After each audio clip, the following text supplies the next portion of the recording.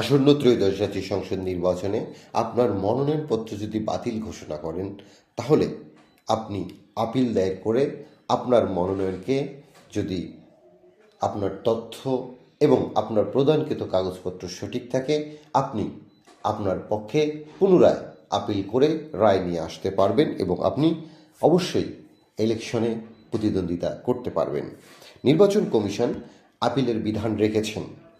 এই নির্দেশনা অনুযায়ী পরিশিষ্টপত্র 2 এর দফা 19 অনুযায়ী এখানে যে নিয়মগুলো দেয়া আছে, এই নিয়মগুলো মেনে এই আপিলটা করতে হবে।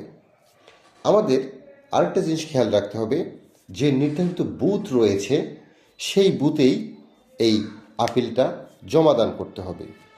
আপিল দায়েরের ক্ষেত্রে যে ইচ্ছুক প্রার্থী বা তাদের প্রতিনিধি যারা রয়েছেন, সংশ্লিষ্ট অঞ্চলের জন্য নির্ধারিত বুথ রয়েছে, এই বুথে অবশ্যই আবেদন করতে হবে।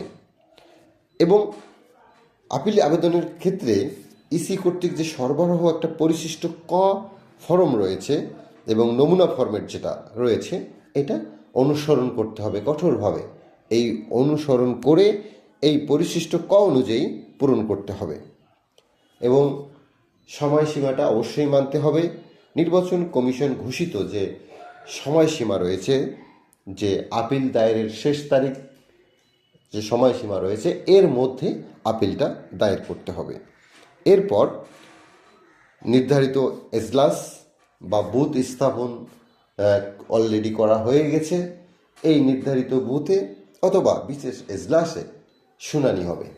শুনানির মাধ্যমে আপনার মনোনয়নটি বৈধ হলে অবশ্যই আপনি ইলেকশন করতে পারবেন এবং আপনার মনোনয়নপত্র বৈধ ঘোষণা করা হবে।